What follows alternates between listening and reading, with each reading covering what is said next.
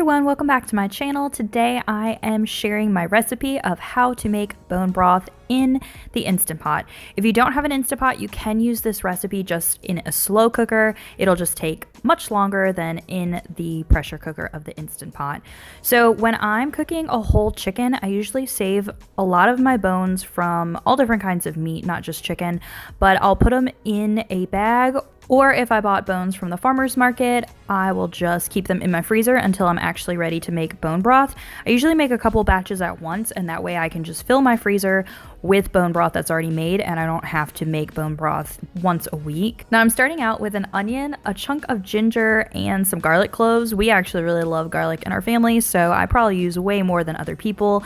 Now I don't use celery or carrots because number one, I'm lazy, and number two, I actually don't really like the flavor of carrots and celery in my bone broth.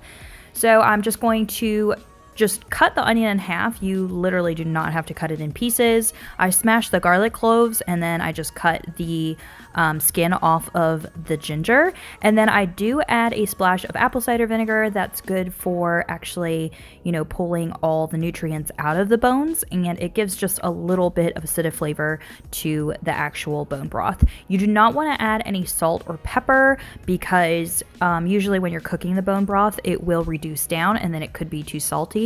I usually wait until I'm actually making a soup and then I will add my salt and my spices. Then you're going to fill your Instant Pot up to the full line with water, filtered water, whatever you want to use. Make sure you read all your directions to your Instant Pot and you know what you're doing when you're using it, because you could get burned or, not have it sealed properly. So follow those instructions, and then I will set my Instant Pot onto the soup button for 120 minutes, which is 2 hours. Now, the least amount I've gone has been 90 minutes to make bone broth, and it's still perfectly fine. But if you have extra time, do 2 hours or above, or you can even use the slow cook setting if you want to have it slow cooking for 12 hours or more. When it's all finished and your Instant Pot is beeping, you want to make sure that if there's any pressure that you release that the proper way. So again, read your instruction manual, and then you can open the lid and your bone broth is ready. Now you can filter this through a cheesecloth if you want it to be super crystal clear and not have any of, the pieces of meat or vegetables left in it. But I honestly just put it through my strainer.